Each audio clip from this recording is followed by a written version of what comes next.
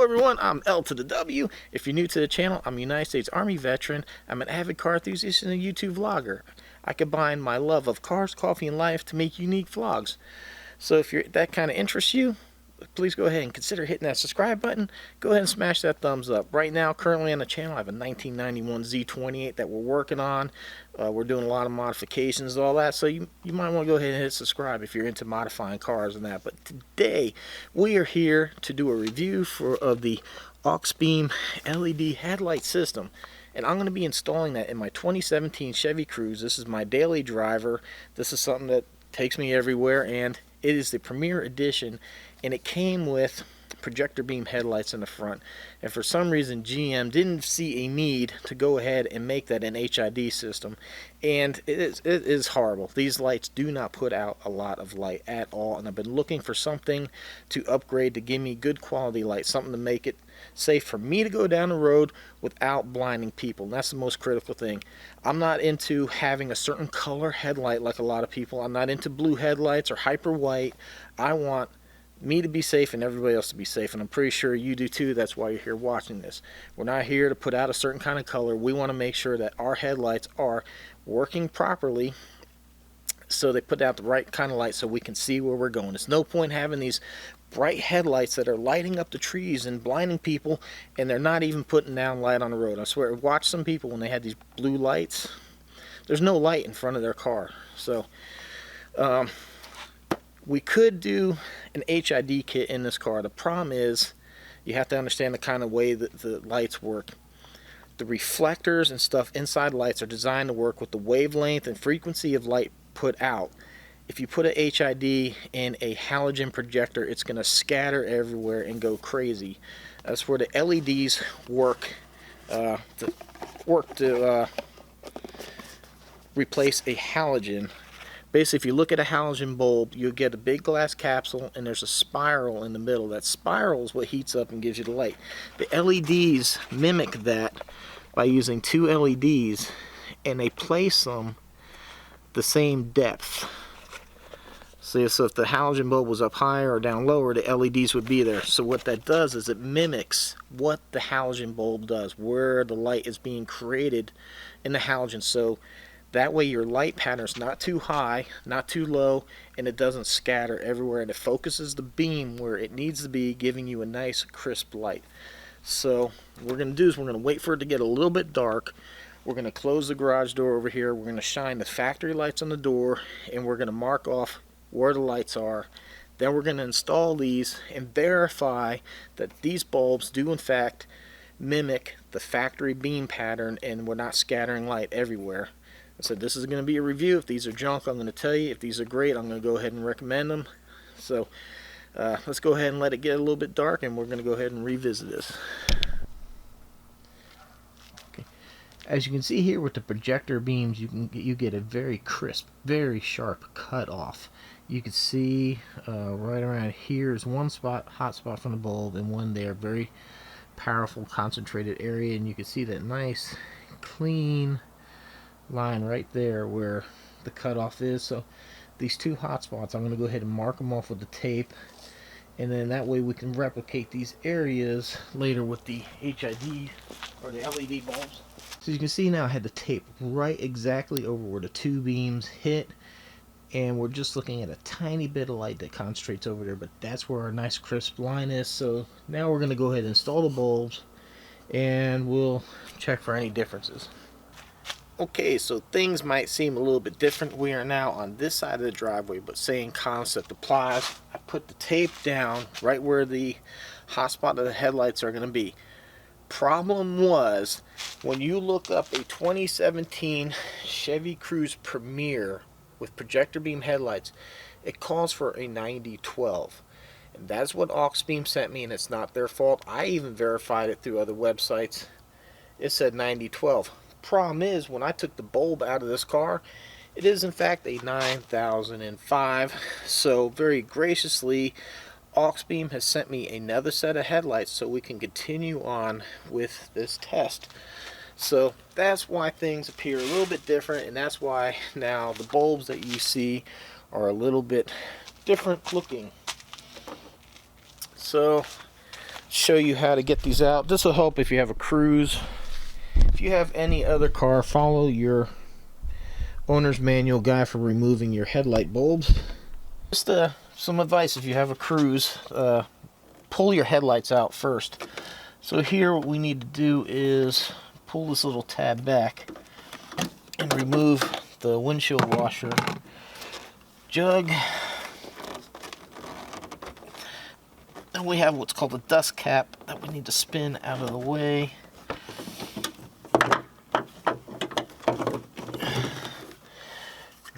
Here, big dust cap. Now we can get to the headlight bulb. How well you can see it. Try to focus in on it. It does in fact say 9005. Even says it right here. So as you can see here, where the LED is mimics exactly where that coil is. The only question is, this is a little bit longer because the LEDs run hot. They need a fan. So we will see if we can keep the dust cap on or not. But this is plug and play. As you can see, it has the same thing. Now, one thing to note, LED stands for light emitting diode. A diode is a one-way gate for electricity. It'll flow one way, not the other. So plug these in and make sure you have it the right way. You might have to reverse it. Kind of as I expected, the dust cap really doesn't go back on. You're just going to have to make a decision on your own whether you can accept that fact or not. I really don't think it's going to be that much of a problem. The bulb's in there, it's sealed, and I don't think anything else is going to get in there.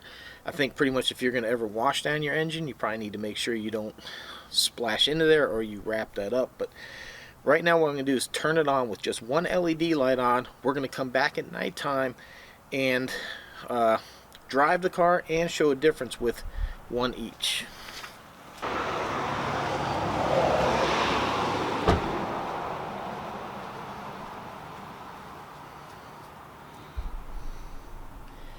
You can see a tremendous difference right there, and as you can tell, the light is not anywhere above the tape. It has a nice flat pattern right there as compared to that little tiny dismal light. So like I said, next step is we'll come back at night, show the real difference, and we'll take a trip down the road to really show you the difference between the LED and the halogen. So stay tuned. So right now it's currently raining, but I think this is actually going to be a better test because a lot of you probably know that when you drive in the rain, it's even more difficult to see where you're going because the rain or whatever soaks up your lights, it seems. So we're going to go and give it a test. I got the original halogen beam on the passenger side and the LED on the driver's side. So we're going to go drive down one of these dark roads and see the difference it makes, and then we're going to see right now what a difference it makes against the garage door. Look at that. So this is the view looking at the garage door from a distance, and as you can see, high beams still work. This car uses a shutter system. Uses a single bulb and a shutter opens and closes, and you can see the LED's no higher than where the factory beam is, and you can actually see that the LED is actually slightly lower than the factory. It's almost like just overshadowing like that side of the road, how dim it is compared to right here directly in front of me. You can see how everything to the left is bright white, and then everything over here to the right is kind of like very washed out. Wow. Look at that. Oh wow. That's friggin' awesome. It's like factory lights back in.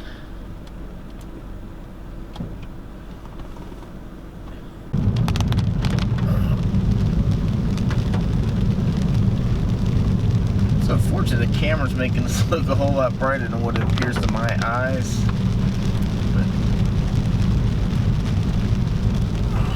But here's the true test. This is what we want to see. You can see the LED on your right, the halogen on the left. You can see how much brighter everything is on the road.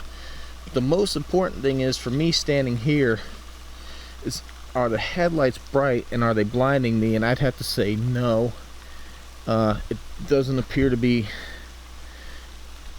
It's a little more intense, but it's not blinding. So I don't believe the headlights will have to be adjusted at all. But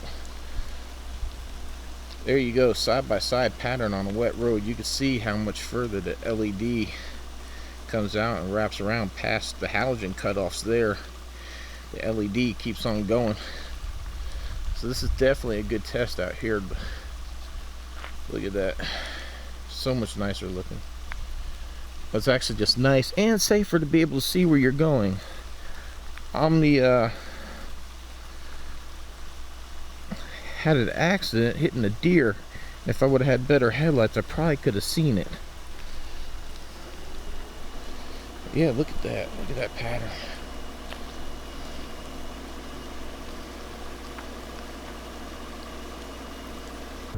Here you go. This is with both LED lights in. As you can see, the shoulder of the road, everything is extremely bright.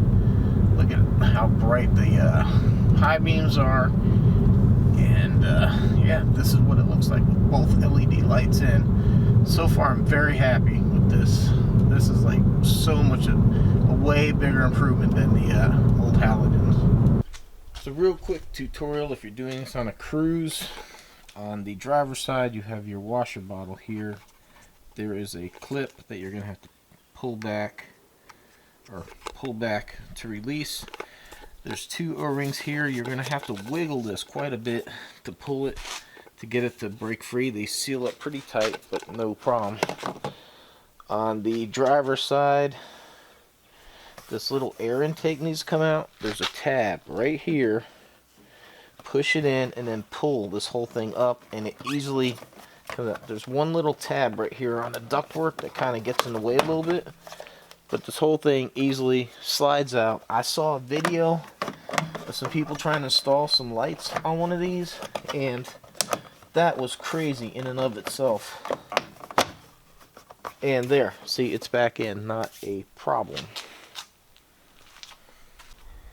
And with that, we're going to go ahead and conclude this test of the Auxbeam LED lighting system. So all in all, my overall impressions, very good product. I'm very happy with the output of the light, how it accurately reflects the same beam pattern in that as a halogen. Because like I said, we don't want to cause a safety issue for other motorists, blinding them going down the road. And ultimately what we want to do is we want to make it safe for ourselves. We want a light bulb that's going to put down a good light pattern on the road so we can see where we are going, and this product seems to. Unfortunately, the only thing I can't give you is an endurance test as of yet.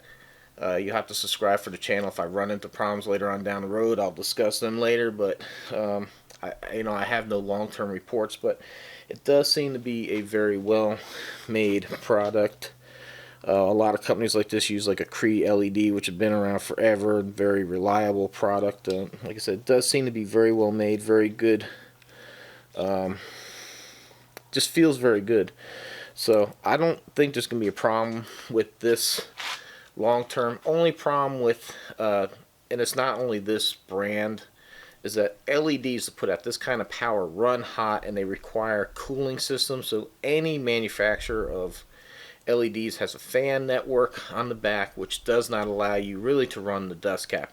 Some applications you might. I would be a little bit worried with the dust cap probably even being so close to this that you might overheat the system and do more damage. But at the same time, HID systems have a ballast. You're pretty much going to go ahead and plug the ballast into your factory wiring. Then it has to go, you're either going to have to drill a big hole in the dust cap or remove it completely.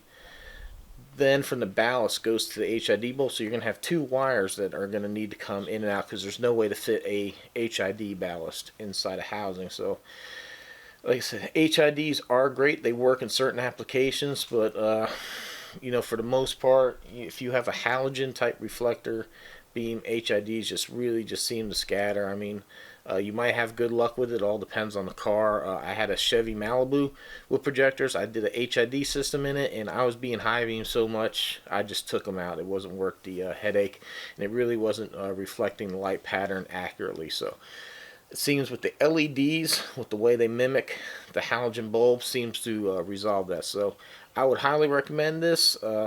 They range in price depending on what bulb you get and what features, but for the most part on Amazon, I'll leave a link down below to the company. But they're running around about the $50 price range. You can't beat that. There's some other companies out there that are way more money, over $100 for a set. So for the money, if these things last a really good time, it's the best deal going out there. Like I said, I recommend these by Auxbeam. Hopefully you enjoyed this review. Please leave a like, share, comment. You know anybody that wants to do this, and thanks for watching. Hopefully we'll see you around for the next video.